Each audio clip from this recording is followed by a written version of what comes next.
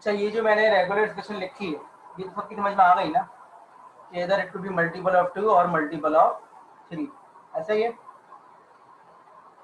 इधर it could be multiple of 2 and multiple of और multiple of 3 और, ठीक है ना, ये समझ में आ गई सबके जी? सबकी समझ में आ गई है रेगुलर एक्सप्रेशन?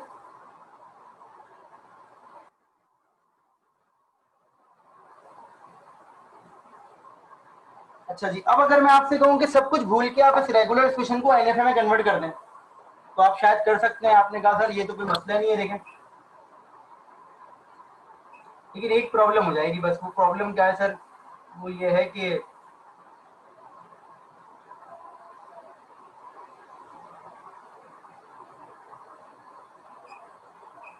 ये हो गई ना रेगुलर एक्सप्रेशन, मतलब आपने इजीली इसको कन्वर्ट कर लिया, लेकिन प्रॉब्लम क्या है? आपने बोला सर ये तो दो अलग अलग बन गए। गौर से देखिएगा मेरी बात। आपने कहा सर ये तो दो अलग अलग बन गई, ये बात समझ में आ रही है सबके? चलिए इसको बिठा के दोबारा से ऊपर लिखते हैं।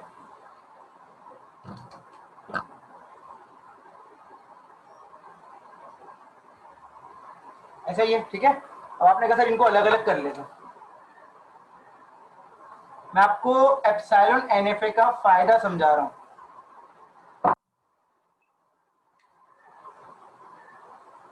मैं आपको एप्सिलॉन एनएफए का फायदा समझा रहा हूं। तो आपने कहा सर ये मैंने अलग बना लिया और ये मैं एक काम करता हूं, मैं अलग बना लूं।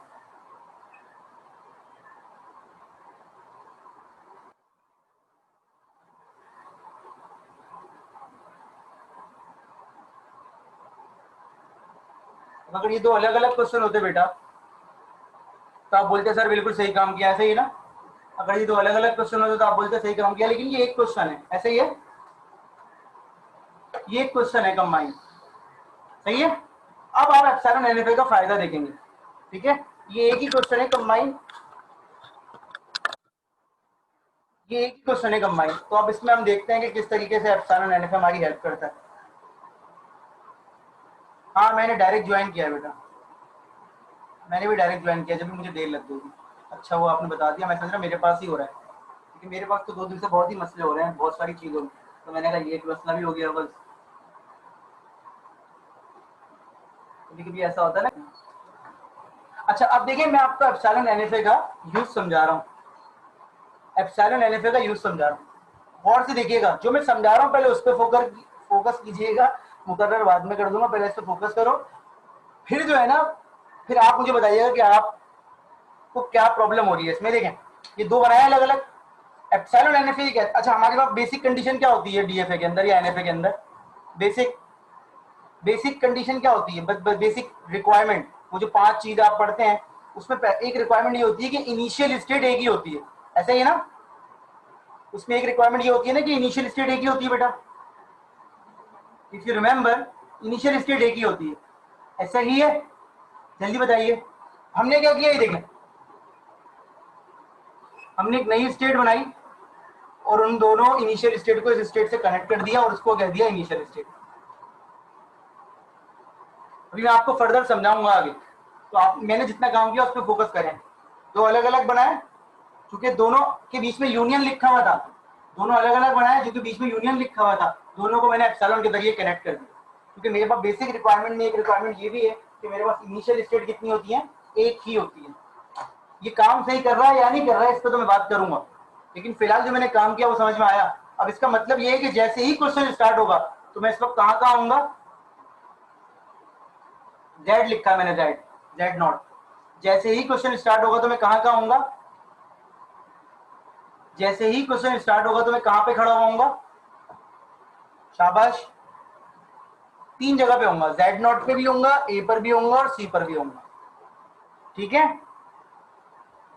जेड नॉट पर भी होऊंगा, ए पर भी होऊंगा और सी पर भी होऊंगा। जेड नॉट पर भी होऊंगा, ए पर भी होऊंगा और सी पर भी होऊंगा। बेटा आप में से कोई अगर फेसबुक के ग्रुप पे अच्छा जी, दोबारा रिपीट कर रहा हूं बेटा जो सवाल ऊपर पूछा गया था कि देखिए हम पढ़ रहे हैं एप्सिलॉन एनएफए। अगर मैं जेड नोट पे खड़ा हुआ हूं तो चूंकि दोनों के बाद एप्सिलॉन कनेक्ट है तो इसका मतलब मैं ए पर भी खड़ा हूं और सी पर भी खड़ा हूं, सिंपल इज दैट। ठीक है, समझ में आ गई ये बात? अगर मैं जेड नॉट पे खड़ा हूं तो इसका मतलब है मैं ए पर भी खड़ा हूं और सी पर भी खड़ा हूं। क्लियर हो गई ये बात?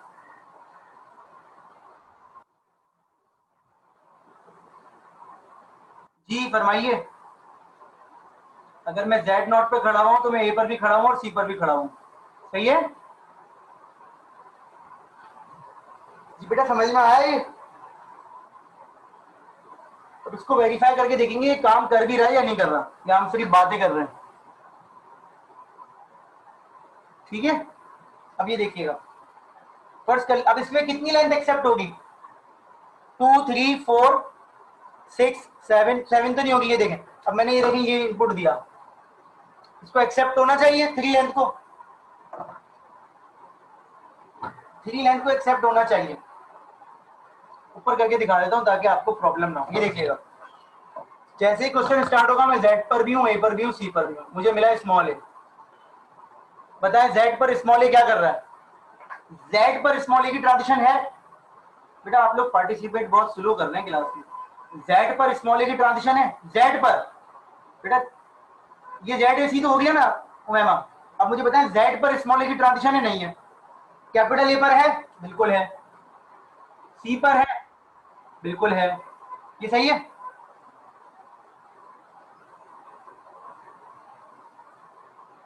ये सही है ना?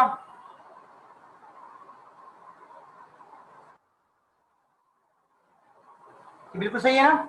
अब मुझे बताइए दोबारा, मैं इसको 3 ए इनपुट दूंगा, दूसरा ए इनपुट दिया। अब बताएं बी पर स्मॉल ए कह रहा है मैं ए पर जा रहा हूं, और डी पर स्मॉल ए कह रहा है मैं जा रहा हूं ई पर। फिर मैंने इसको ए इनपुट दिया, तो ए पर स्मॉल ए कह रहा है मैं बी पर जा रहा हूं, और ई पर कह रहा है मैं वापस सी पर जा रहा हूं। अब आपके 3 इनपुट हो गए। आप बताएं क्या आप किसी एक फाइनल स्टेट पे खड़े हैं? अगर आप खड़े हैं तो एक्सेप्ट, अदरवाइज रिजेक्ट। तो आप डेफिनेटली खड़े हैं, आप सी पे खड़े हैं, इसलिए आप क्या कहेंगे? एक्सेप्ट हो। क्लियर? एक क्वेश्चन और मैं करवा रहा हूं ताकि आपको और थोड़ा सा आइडिया हो जाए। मैं आपको इसके यूज समझाऊंगा, काफी सारे यूज हैं इसके और बहुत ज्यादा रिलैक्सेशन है। मुझे कोई बता सकता है ये लैंग्वेज क्या है? कोई मुझे बता सकता है ये लैंग्वेज क्या है? शाबाश, जल्दी से, टाइम वेस्ट किए बगैर।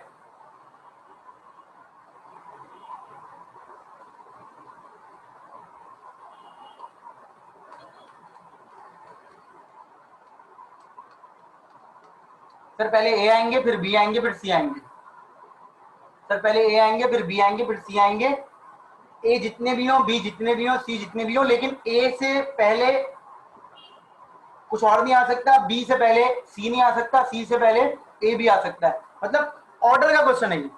तो देखिए इसमें ये अलाउ है, मैं डिफरेंट बना रहा हूं, ये भी अलाउ है, ये भी अलाउ, ये भी अलाउ। सिंगल ए आ सकता है इसमें, सिंगल बी आ सकता है इसमें, सिंगल सी आ सकता है, ऐसा ही है ना? देखिए ए सिंगल आ रहा है, ये कुछ भी नहीं आ रहा, सिर्फ बी आ रहा है, ये दोनों नहीं आ रहे, सी आ रहा है, सिर्फ ये। अब ये आ सकता है,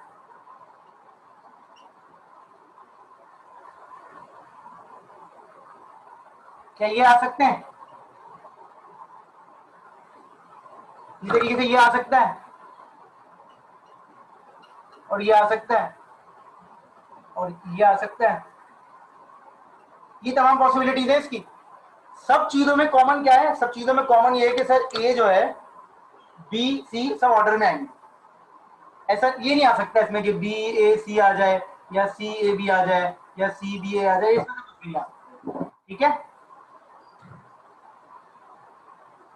इसमें से कुछ भी नहीं आ सकता। आगे बढ़ते हैं, आगे बढ़ते हैं। ठीक है, अब आप इसका एनएफए बनाइए। तो आपने बोला सर देखिए कोशिश करते हैं। सबसे पहले आपने बोला सर मैं इसके स्ट्रिंग मिटा रहा हूँ। सबसे पहले आपने बोला कि सर ये देखें, आप ये कर लीजिए कि यहीं खड़े रहें और ए आता रहे, यहीं खड़े रहे, ए आता रहे। मैंने कहा ठीक है। फिर आपने कहा सर अगर इनिशियल स्टेट पे डायरेक्ट डी भी आ रहा है तब भी एक्सेप्ट हो गया, और यहीं खड़े रहे। और सर फिर सी आ जाए तो ये एक्सेप्ट हो गया। मुझे बताएं इसमें सब कुछ सही है या कुछ गड़बड़ है?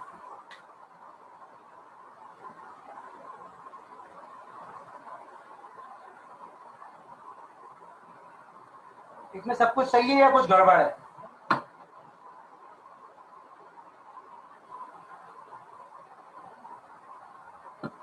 एप्सिलॉन, एप्सिलॉन तो इनिशियल स्टेट पे बना दिया, एक्सेप्ट हो जाएगा। कोई ऐसा स्ट्रिंग जो इससे ना बन सकता, या सारी तरीके के बन जाएंगे? बिल्कुल, सिर्फ सी नहीं बन सकता इससे। सैयद वली, जो आपने लिखा है वो तो बनना ही नहीं चाहिए ना, जो आपने लिखा बेटा वो तो बनना ही नहीं चाहिए। सी सी नहीं बनेगा तो ये हम इसको डायरेक्ट दे देते हैं, ऐसा ही है। क्लियर हो गई बात? हमने बनाया, ये हमने बनाया with the help of NF.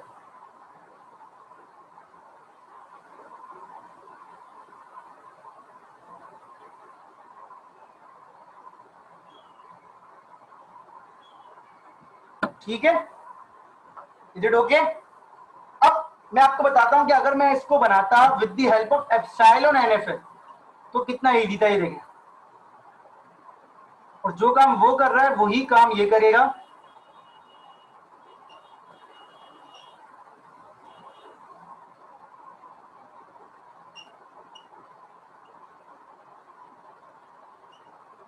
देख रहे हैं आप कितना इजी है ये?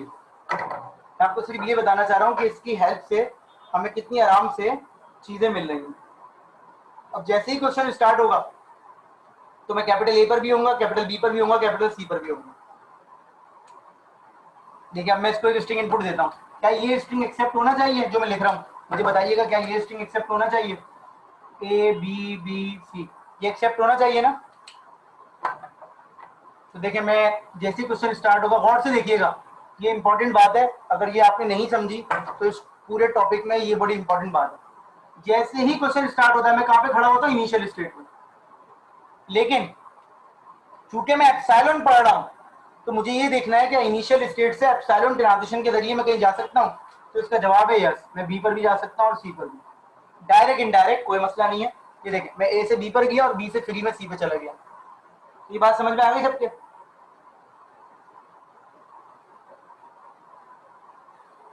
अब मैंने स्मॉल ए की ट्रांजिशन ली, गौर से देखिएगा, मुझे बताएं इस ट्रांजिशन के बाद क्या होगा, मतलब स्टेट कौन सी आएगी मेरे पास?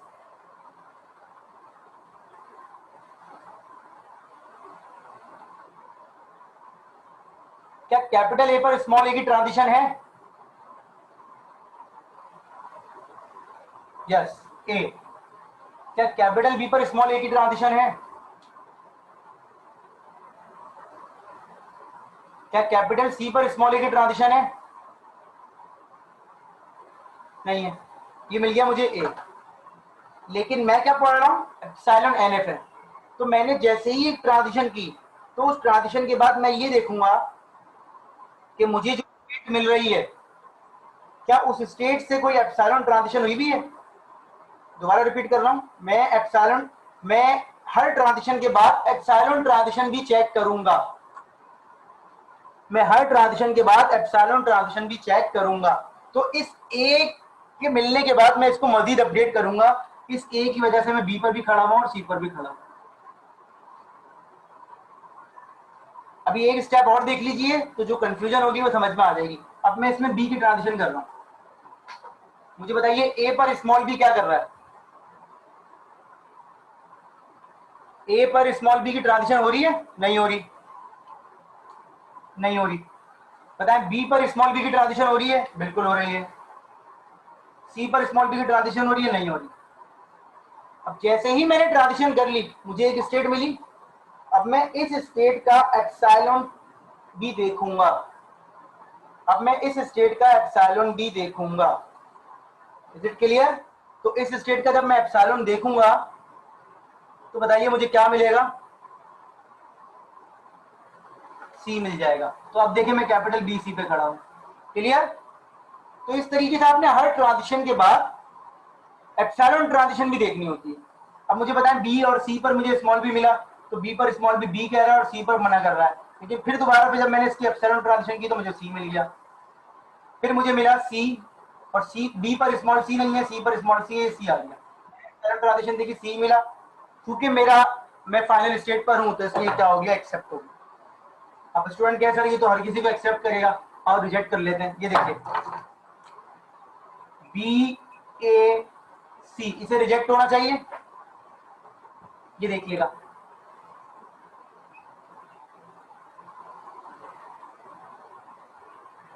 ए पर स्मॉल बी मना कर रहा है, बी पर स्मॉल बी कह रहा है सही है, और सी पर स्मॉल बी कह रहा है कि कुछ नहीं।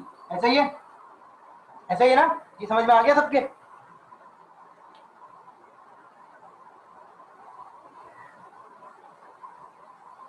ये समझ में आया सबके? शाबाश, जल्दी बताइए।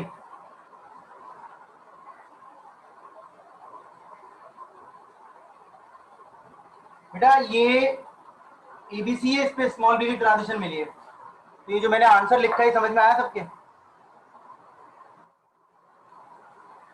ए पर स्मॉल बी मना कर रहा है, एक मिनट दे दे मुझे जैन, एक मिनट दे दे जैन, वो मुझे बाद में बता दीजिएगा। ए पर स्मॉल बी कह रहा है कि बी पर, ए पर स्मॉल बी मना कर रहा है, बी पर स्मॉल बी कह रहा है मैं बी पर ही हूं, और सी पर स्मॉल बी कह रहा है कि मेरे पास ट्रांजिशन नहीं। ये समझ में आ गया? इतना अभी खत्म नहीं हुआ ये, ठीक है? अब आगे बढ़ते हैं। बी का मैंने एप्सिलॉन देखा तो वो बी सी हो गया। अब मुझे क्या मिला? ए। मुझे बताइए बी पर स्मॉल ए की ट्रांजिशन है? बी पर स्मॉल ए की ट्रांजिशन है, सी पर स्मॉल ए की ट्रांजिशन है, ऑटोमेटेड डाई हो गया। डाई का मतलब क्या होता है? उसी वक्त रिजेक्ट। क्लियर हो गई बात? आई बिलीव के जैन को भी अपना आंसर मिल गया होगा।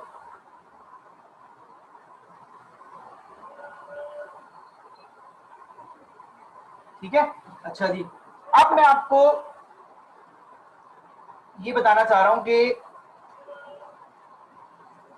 फर्ज कर लीजिए दो रेगुलर एक्सप्रेशन है, A B C D plus A B B C. Simple. जब भी दो रेगुलर एक्सप्रेशन आपस में यूनियन हो रही होती है तो आप सिंपल क्या करते हैं? देखें, आप दोनों को इंडिविजुअल बनाइए, एक कम कर देता हूं जगह की वजह से। आप दोनों को इंडिविजुअल बनाइए, दोनों को इंडिविजुअल बनाइए,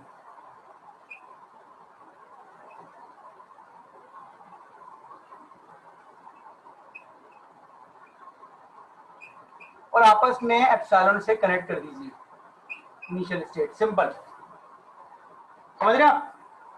जब भी दो रेगुलर एक्सप्रेशन आपस में यूनियन हो रही हो तो दोनों की इनिशियल स्टेट को आपस में एप्सिलॉन से कनेक्ट कर दीजिए।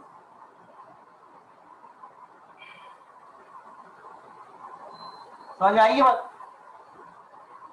जब भी दो रेगुलर एक्सप्रेशन आपस में यूनियन हो रही हो और आपको उसका एनएफए बनाना हो तो आप दोनों को अलग अलग बनाइए और दोनों को आपस में एप्सिलॉन स्टेट से, एप्सिलॉन से दोनों की इनिशियल स्टेट को क्या कर दें? ज्वाइन कर दें। Is it clear? जी बेटा,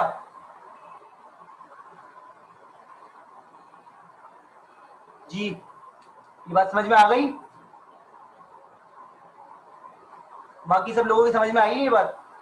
इसी तरीके ये इसका कॉन्सेप्ट क्या है? पैरेलल सर्किट का। इलेक्ट्रॉनिक्स में होता है ना पैरेलल सर्किट। हाँ, ये सिर्फ यूनियन के लिए, मैं इस पर आ रहा हूँ। ये इसका कॉन्सेप्ट क्या है? पैरेलल का। पैरेलल का मतलब क्या होता है? या तो ये या तो ये, एक वक्त में दोनों काम हो सकते हैं। ऐसा ही है ना?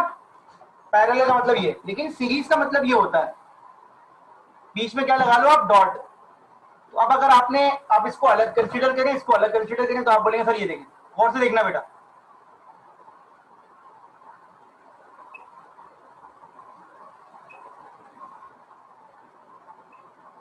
ये एक हो गई।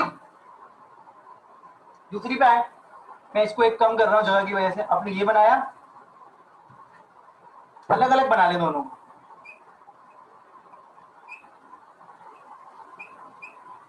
ठीक है? ये दोनों को आपने अलग अलग बना लिया, ये दोनों को आपने अलग अलग बना लिया। अब ये है कॉन्केटेनेशन, एक के बाद एक, पहले ये फिर ये। अगर आप इसको R1 समझ लें तो आपको R1 समझ लें, R2 समझ लें, तो R1 फॉलोड बाय R2 हो रहा है। तो ये कॉन्केटेनेशन में क्या होता है? ये बेसिकली सीरीज का कॉन्सेप्ट है, एक के बाद एक। सीरीज में ये होता है ना, कनेक्शन सीरीज में लगे होते हैं। तो यहाँ क्या करना होता है? यहाँ ये करना होता है बेटा कि आप पहले वाले की फाइनल स्टेट को दूसरे वाले की इनिशियल स्टेट से कनेक्ट कर देते हैं। पहले वाले की फाइनल स्टेट को दूसरे वाले की इनिशियल स्टेट से कनेक्ट कर देते हैं। जो मैं काम कर रहा हूं उसको देख लीजिएगा पहले, ये देखें, और क्या लगा देते हैं? एप्सिलॉन। और फाइनल स्टेट को हटा देते हैं। क्यों हटा देते हैं? क्योंकि आपकी एक्सप्रेशन यहाँ खत्म नहीं हो रही, कहाँ खत्म हो रही है? यहाँ खत्म हो रही है। तो पहले वाले की फाइनल स्टेट को दूसरे वाले की इनिशियल स्टेट से कनेक्ट कर देते हैं और बीच में से क्या लगा देते हैं? एप्सिलॉन लगा देते हैं और फाइनल स्टेट को हटा देते हैं। इसका रीजन क्या है? इसका रीजन ये है कि आपकी एक्सप्रेशन पूरी यहाँ खत्म हो रही है। अब सवाल एक आया था कल कि सर अगर दो फाइनल स्टेट हो तो दोनों को इनिशियल स्टेट से कनेक्ट कर दें अलग अलग, 4 फाइनल हो चारों को कनेक्ट कर दें, 10 फाइनल हो 10 को कनेक्ट कर दें। ठीक है, समझ में आ गई ये बात? तो एप्सिलॉन का इतना ज्यादा यूज है। अब जब इतना सारा यूज है एप्सिलॉन का, तो इंपॉर्टेंट बात क्या होनी चाहिए आपके ख्याल से?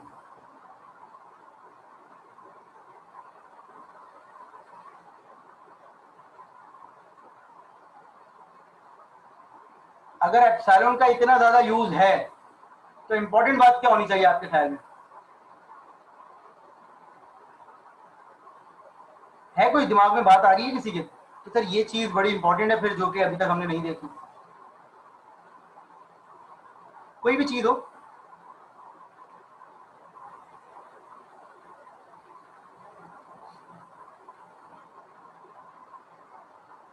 जी बेटा, क्या आवाज नहीं आ रही सबको? तो फिर क्या चीज है जो होनी चाहिए और आपके ख्याल में अभी तक मैंने जिक्र नहीं किया? क्या चीज है जो होनी चाहिए और मैंने जिक्र नहीं किया और वो लगता है कि सर इसके बगैर तो फिर बेकार ही ये चीज पढ़ना? आप लोगों को पता है ये बात, इसलिए आप लोगों से पूछ रहा हूं। आपको इन दी एंड क्या चाहिए होता है?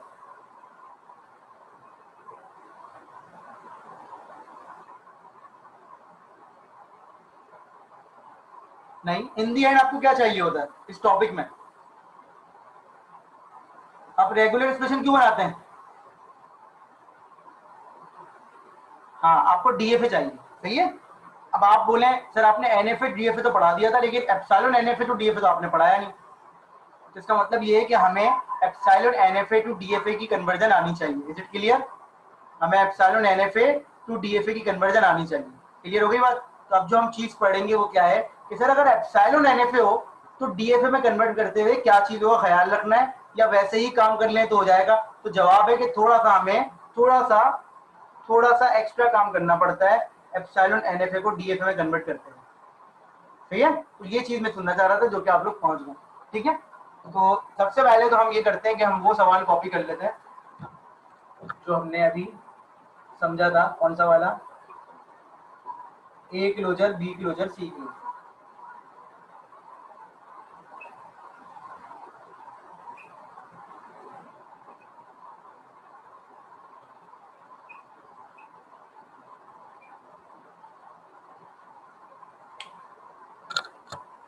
सही है भाई?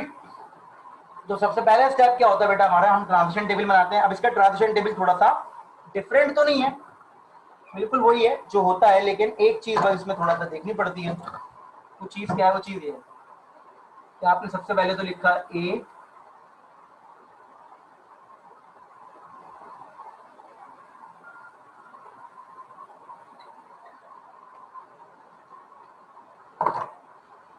सबसे पहले आप इसका ट्रांजिशन टेबल कॉपी कर लीजिए।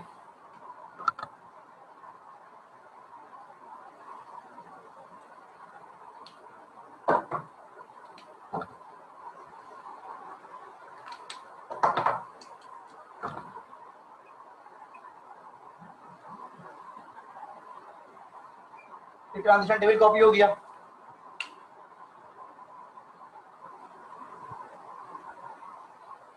हो गया ट्रांजिशन टेबल कॉपी। ठीक है, इसमें एक कॉलम हम एक्स्ट्रा बनाते हैं, वो एक्स्ट्रा कॉलम कहलाता है एप्सिलॉन क्लोजर। ठीक है बेटा, ये एप्सिलॉन क्लोजर का कॉलम हमारी हेल्प करता है कि किसी भी स्टेट से एप्सिलॉन के जरिए इफ अवेलेबल तो हम कहाँ कहाँ जा सकते हैं। किसी भी स्टेट से एप्सिलॉन के जरिए हम कहाँ कहाँ जा सकते हैं। तो ए से एप्सिलॉन के जरिए बी और सी पे जा सकते हैं। सही है? Clear? Are you getting my point? B से एप्सिलॉन के जरिए सी पे जा सकते हैं और सी से कहीं नहीं जा सकते। तो ये चारों तीनों चीजें समझ में आ गई आपके।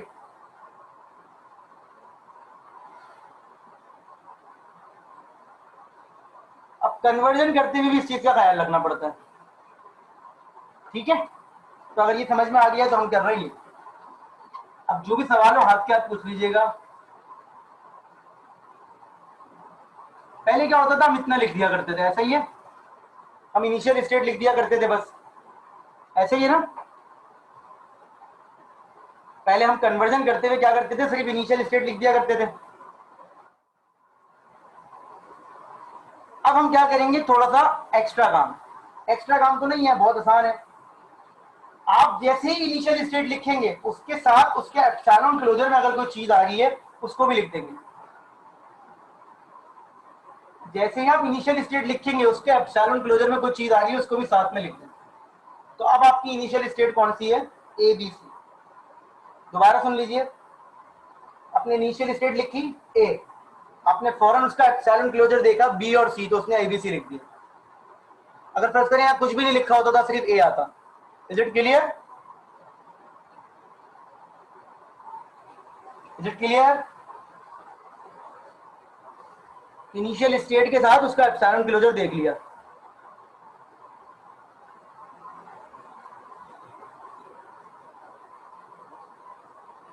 आगे बढ़ते हैं।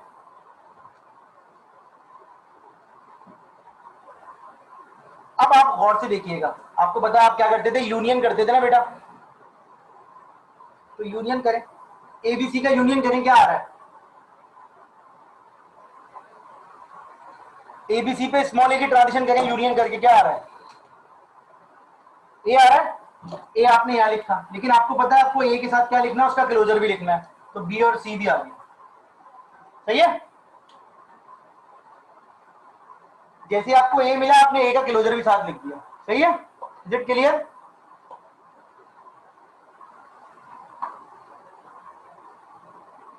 इज इट क्लियर, आगे बढ़ते हैं। अब बताएं ए बी सी पर स्मॉल बी क्या कह रहा है,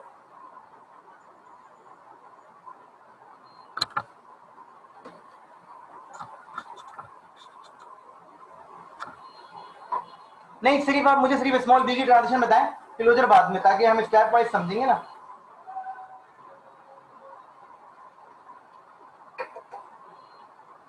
सिर्फ बी कह रहा है वो, ऐसा ही है ना, सिर्फ बी आ गया, लेकिन हमें पता है बी के साथ उसका क्लोजर भी लिखना है, तो आप लोगों ने बताया कि सी भी लिख दें सर। अब बताएं एबीसी पर स्मॉल सी क्या कह रहा है, सी, और सी का कोई क्लोजर नहीं है, सिर्फ सी आएगा। आपको पता है ऑटोमेटा में तमाम स्टेट्स कंप्लीट करनी होती है, तो आपने यहाँ बी और सी भी लिख लिया और यहाँ पर सी भी लिख लिया। अब आ जाए बी सी पर स्मॉल ए क्या कह रहा है, बी सी पर स्मॉल क्या ए क्या कह रहा है, ए, या कुछ भी नहीं कह रहा, नथिंग। बी सी पर स्मॉल ए क्या कह रहा है, नल। नल का मतलब क्या होता है, डेड स्टेट। अगर नल आ जाए ना बेटा, तो आपने क्लोजर विलोजर नहीं देखना, आपने सिर्फ नल ही देखना है। तो अगर दोनों जगह पे नल है तो नल मतलब नल, तो आपको यहाँ पर डेड स्टेट बनानी पड़ेगी। आपको पता है डेड स्टेट होती है। अब बी और सी पर स्मॉल बी कह रहा है बी, और बी के साथ क्लोजर सी, और बी सी पर स्मॉल सी कह रहा है सी, और सी का मतलब सी। आपको पता है आपको यहाँ डेड स्टेट लिखनी पड़ेगी। अब सी पर स्मॉल ए क्या कह रहा है, नथिंग। सी पर स्मॉल बी क्या कह रहा है, डेड। सी पर स्मॉल सी क्या कह रहा है, सी। और डेड स्टेट का मतलब होता है डेड, कि आप उस पर उसी को वापस राउंड कर देते हैं। तो ये आपका ऑटोमेटा हो गया। फाइनल स्टेट कौन कौन सी है, जहां जहां ए बी या सी कुछ है वो फाइनल होगी। ये भी फाइनल है, ये भी फाइनल है, ये भी फाइनल है। अब अगर आप इसको डिजाइन करना चाहें तो आप कर सकते हैं, ठीक है। मैं इसको रब कर रहा हूँ लेफ्ट हैंड साइड पोर्शन को, ये देखिएगा। मैं इसको अगर डिजाइन करना चाहूँ तो कैसे करूंगा,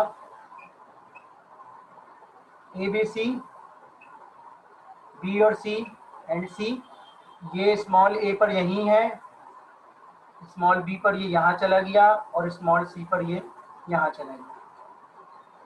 बी और सी जो है वो स्मॉल बी पर यही है, सही है। सी पर वो यहाँ है, और ए पर वो जा रहा है डेड स्टेट। सी जा रहा है ए और बी पर डेड पे, और सी अपने पर ये सी पे। ये फाइनल, ये फाइनल, ये फाइनल। और से देखिए कि अगर बी के बाद अगर ए आ रहा है तो डेट पे जा रहा है, देख रहे हैं आप? अगर बी के बाद ए आ रहा है तो डेट पे जा रहा है, और अगर सी के बाद ए या बी आ रहा है तो भी डेट पे जा रहा है। ये हमारी रिक्वायरमेंट है, हो गई फुलफिल। तो सिंपल आपने एप्सिलॉन एनएफए को डीएफए में कन्वर्ट करना सीख लिया। कोई सवाल है यहाँ तक तो पूछ लीजिए, कोई भी सवाल है यहाँ तक तो पूछ लीजिए। कोई सवाल है?